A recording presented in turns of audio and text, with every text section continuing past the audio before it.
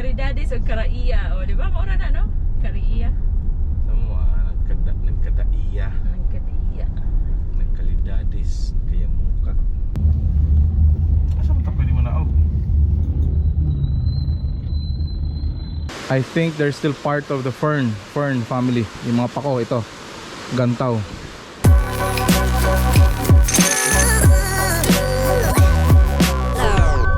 Look everywhere. Exercise your eyes. Zoom in, zoom out. See?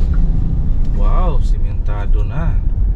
So na, you were saying so many things already na. What was that? Nagkaridades. Karidades. Nagkaridades o karaiya. O, di ba? Maura na, no? Karaiya. Sama, nagkadaiya. Nagkadaiya. Nagkalidades. Kaya mukat. Oy, tuara. Unsa?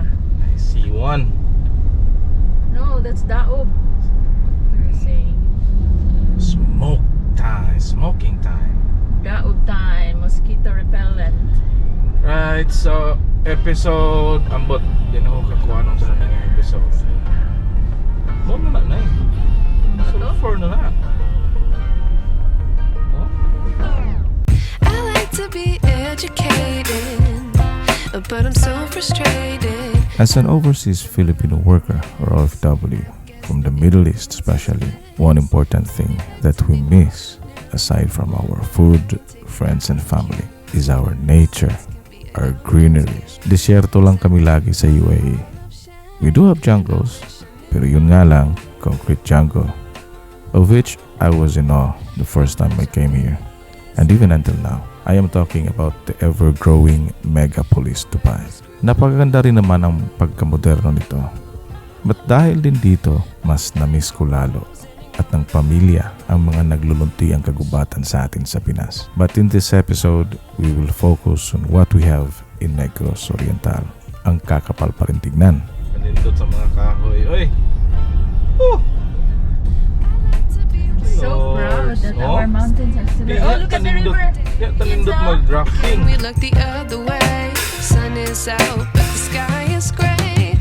What would happen if I took a chance? But in 2010, Negros Oriental had 139,000 hectares of natural forest, extending over 37% of its land area. In 2021, it lost 229 hectares of natural forest. Take note of that, 229 hectares of the 139,000 hectares of natural forest nawala, which is equivalent to 121 kiloton of CO2 or carbon dioxide emissions. This was mainly attributed to fires and other factors. It's not indicated if it's natural or man-made fires. All this according to globalforestwatch.org.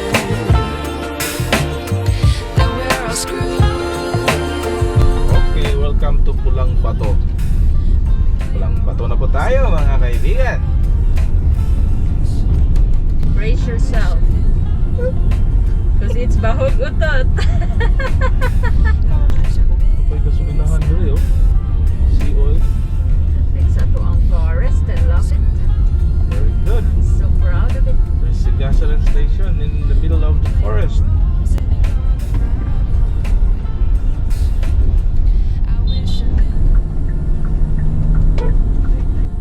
There you go.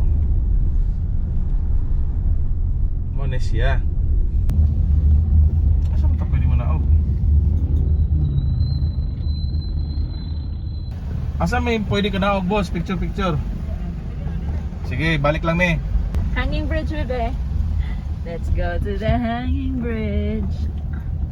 First stop is at the notorious smelling Mag-Aso sulfur vent in Valencia Negros Oriental, a neighboring town that is 10 to 15 minute drive only from downtown Dumaguete. As explained by my favorite and most loved Silliman University physics professor, Francisco Cookie Ablong Jr., Mag-Aso is just one of the vents which is within the 36-kilometer base diameter of the magmatic base of Mount Talinis or Cuernos de Negros, a potentially active volcano. The kids were still small when we passed by one time, years back, and got no recollection of the place. And now's the best time for them to absorb and soak up all what the nature has for us. This is normal. It's like the smell is like a rotten egg. Ayan. I think yung portion na yon, may landslide ata dito. Hindi lang ako sigurado. Search natin. May landslide ata dito kaya merong construction. Ginagawa nila ng ano para hindi maistorbo yung daan. Bango talaga. Isa lang ito sa mga spots na may vent. Also, Professor Ablong explained why the rocks and stones look reddish and rusty, as this was due to the corrosive reaction of sulfur to the iron ore sa mga bato-bato. You may check the post or video of Professor Ablong explaining about this one from the link below. So frustrated, hello to my loneliness. I guess that ignorance is bliss. Take me back to before. So mula dito sa sulfur na to, sulfur spot, kakanan ka lang, doon pala yung papuntang Pulang Bato Falls. Tignan natin kung makonvince ko si Mrs. na pupunta doon. So yung palit na eh. Movie! Okay. Nanay, peanut butter oh. Let's try the hanging bridge. Welcome to Sitio Bajang. Slowly my friend. Ayaw uyuga. Ayaw uyuga meaning don't shake the bridge. Careful kuya ha. Kuya is with me. Let's just go to the center.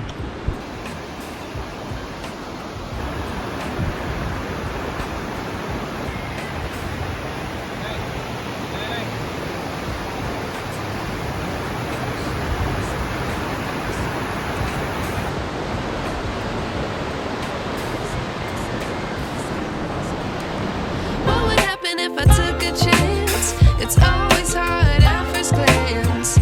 I don't wanna, but I know I gotta do it. The truth is hard to swallow. I think I'll chew it.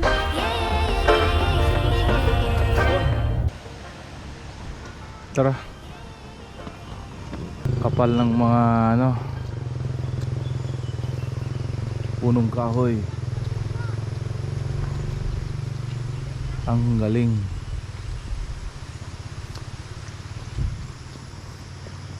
Pulang Bato Waterfalls, Red River Valley, Valencia.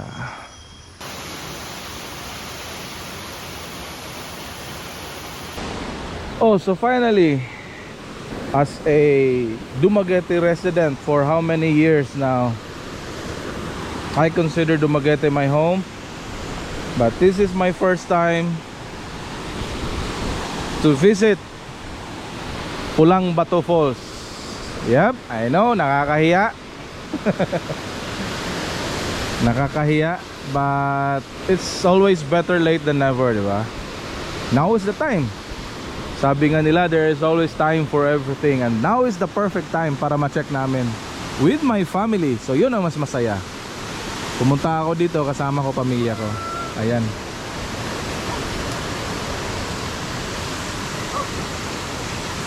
Si kuya, si nanay, si Saak. Pwede din pala maligo. Yung 100 na entrance kada tao, pwede ka na magtampisaw dito, whole day na yon. Maaga pa ngayon, kakabukas lang nila. Actually parang napilitan silang magbukas kasi andito kami. Pwede naman siguro makababa doon, tawid sa bridge na to, tapos punta doon para mas malapit pa sa falls. Ayan, mga cottages. Baka renta ka dito ng mga cottage. Hindi ko lang alam kung magkano yung rent na per cottage. Pwede din siguro ka kwanda rin na overnight mo. May hagdanan pala eh. Ay.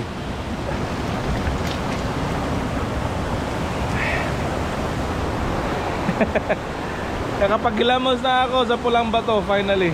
I like to be educated, but I'm so frustrated. Hello to my loneliness. I guess that ignorance is bliss. Take me back to before I knew. Rewind, take it out of cue. Innocence can be a young man's game. Signed up for the hall of shame. I wish I knew how much I miss not knowing.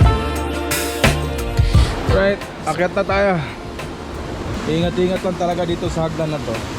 Pero matibay naman. Siyempre, oh, bakal yan.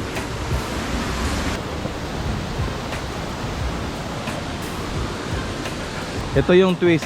Mas na ano pa sila sa aso. Bawal aso dito, ba't andito ka ha?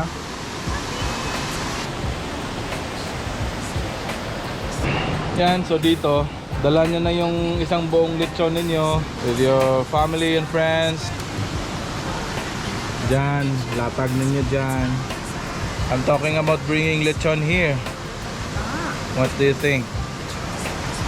Enjoy. Let's check this one here kung anong meron dito. Come. Camping ha. Ay. Oh, dami din palang cottages dito. Ayan, may mga tables pa doon. Ah, okay. Ilang ko sigurado kung nag-offer ba sila breakfast. This is the junior. That's the senior. Ay, gantaw daw ini. These are gantaw trees. I think they're still part of the fern family. Yung mga pako ito. Gantaw. Galing. So happy to be here. Especially that I'm with my family. That's what I mentioned. Nature, feedback, what? Good. Nindot. So refreshing. Thank you, Lord. They have an oversupply of water, walang problema. That's why hinahayaan lang nilang nakabukas yung tubig na yan. Malamig. They have generator, so just in case, so walang problema. Let's say kung meron kang nanay was saying that there's an access for wheelchair. So malaking tulong yan yung generator na yan. So let's say you have a function, you're having a birthday party or meeting ba kaya, so hindi maabala yung activity ninyo. Kasi yan nga, ayan o. Generator is on standby.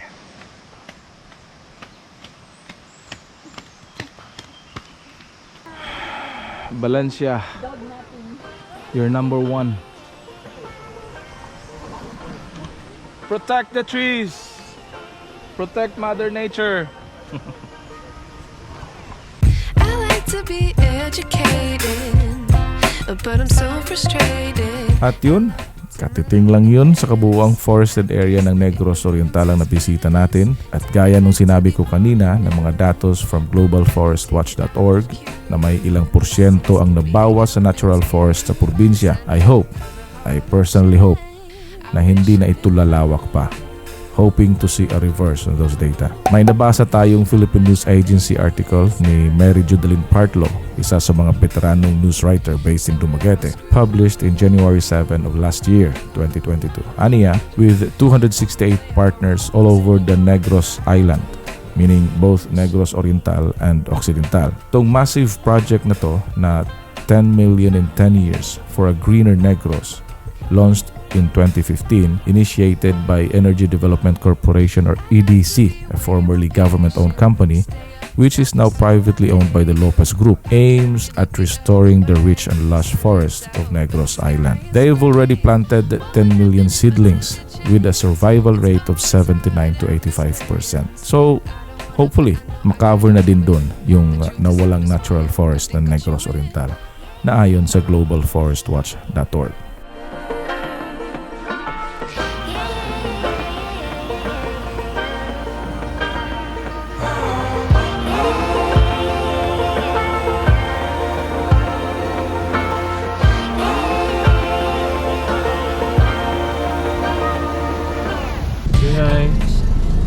How was it, Nay? Our Bagaso, Pulang Bato experience. Very beautiful place. Nature, we love nature. So that's it. Pag nagawi kayong Dumaguete or Valencia, Negros Oriental, check ninyo Pulang Bato Falls and the sulfur vent. Kita-kits sa susunod. Bye bye. How much I miss not knowing that we're all screwed when we play our roles and ignore the problem. I wish I knew